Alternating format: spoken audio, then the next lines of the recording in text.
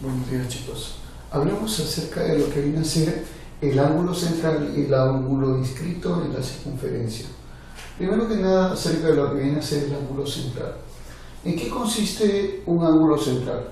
Simplemente es aquel ángulo descrito en una circunferencia en el cual se va a cumplir siempre que el vértice de dicho ángulo coincide con el centro de la circunferencia. Eso vendría a ser. Bueno, la característica del ángulo y lo que nosotros podemos resaltar acá es acerca de la medida de este ángulo inscrito. Siempre la medida del ángulo central será igual a la medida arco que se está determinando acá en la circunferencia, ¿no? Recuerda tú entonces que, por ejemplo, la circunferencia tiene una determinada medida de arco que puede ser alfa, entonces su ángulo central tendrá ese mismo valor, sería también alfa, tal y como lo puedes observar ahí, ¿no? Por ejemplo, si acá yo te digo en la circunferencia estas dos líneas determinan un arco, por ejemplo, de 40 grados, entonces el ángulo central valdrá también 40 grados, el mismo valor que el arco determinado por los puntos de los ángulos, bueno, de estas líneas, ¿no? Perfecto.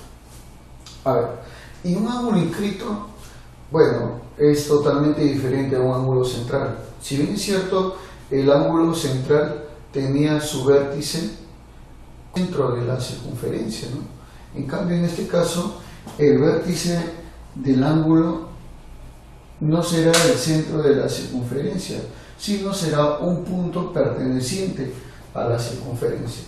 O sea, cualquier ángulo cuyo vértice se encuentre en la circunferencia se llamará ángulo inscrito.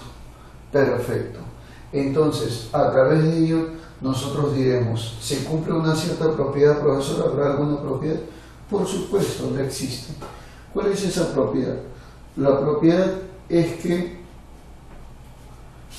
el ángulo inscrito, o sea, el ángulo cuyo vértice está en la circunferencia, tiene una medida que es la mitad del arco descrito. O sea, por ejemplo, si esto de acá vale 2 teta, entonces el ángulo inscrito valdrá teta.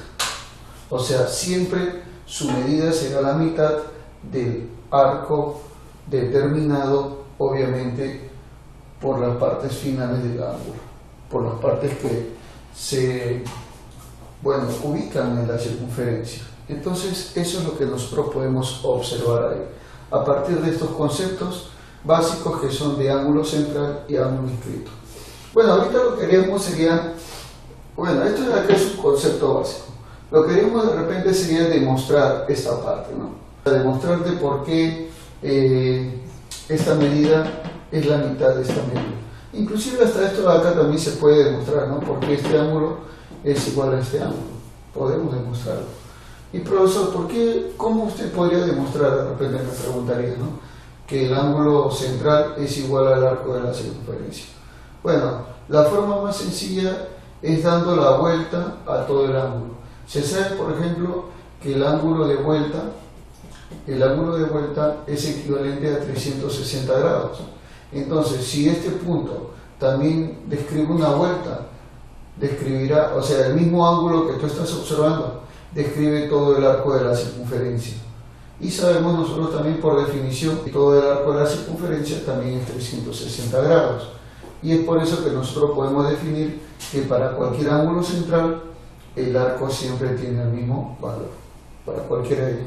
O sea, las divisiones que tú hagas a la circunferencia son las mismas divisiones que tú vas a hacer para el ángulo central.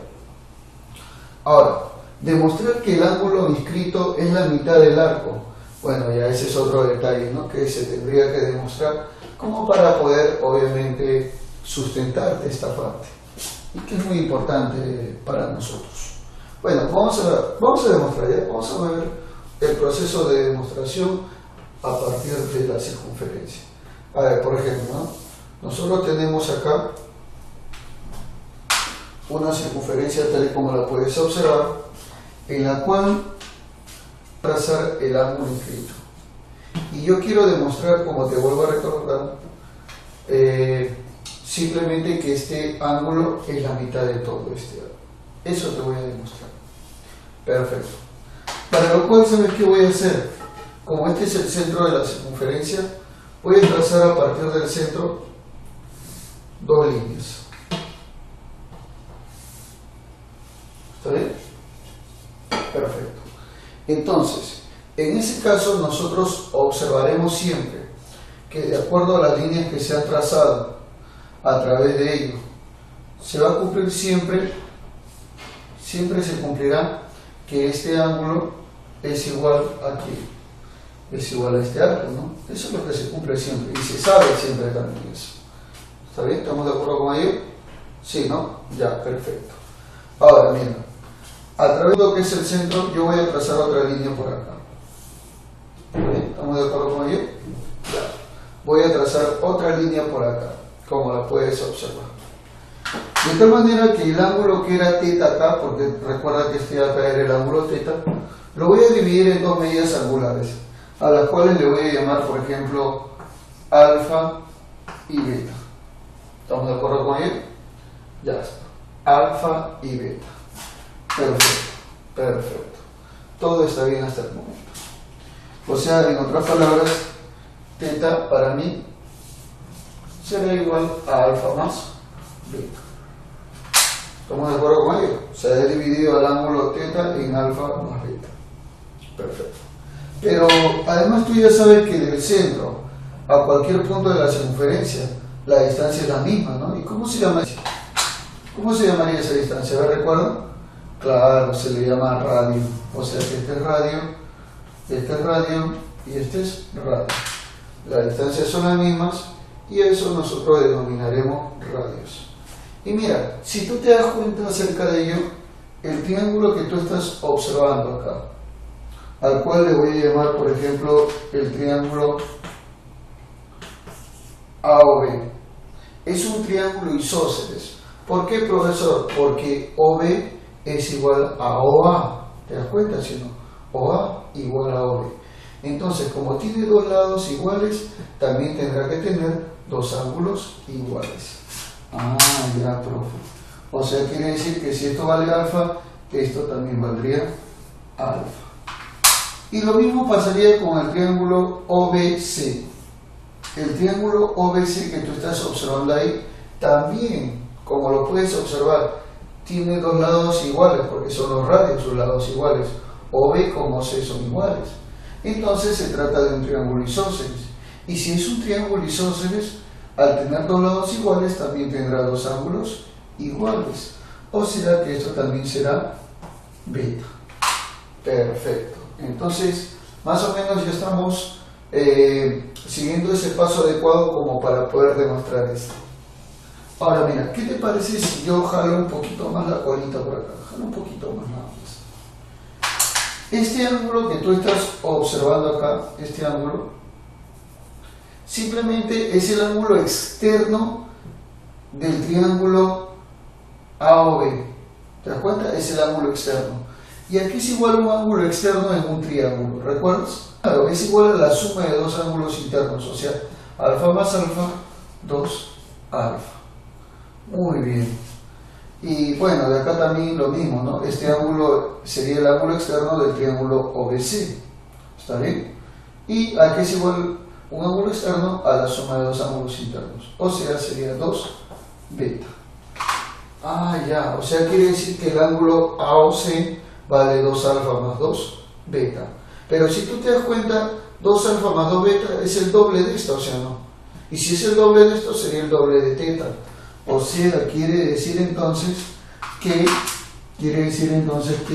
todo este ángulo que estás viendo acá valdría 2 teta.